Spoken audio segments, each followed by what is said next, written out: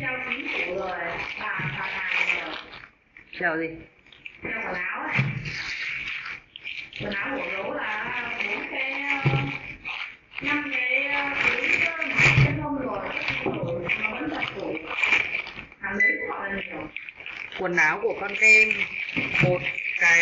một cái tủ 2 cánh to hát kịch trần ở trên nhà cụ, xong rồi ở nhà tớ, rồi ở bên nhà bà ngoại, mỗi nhà phải gửi một ít vì nhiều quá, sợ luôn, cho bớt rồi không hết được, đưa cho bà nội nghe phải cho bớt mọi người ở trên chỗ ngõ chợ lên đấy trong làng mà vẫn chưa hết,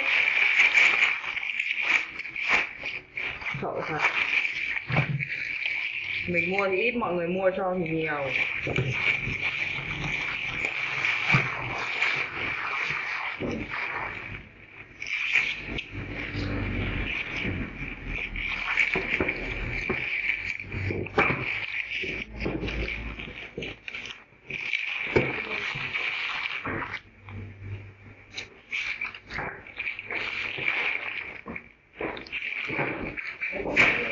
Bisa.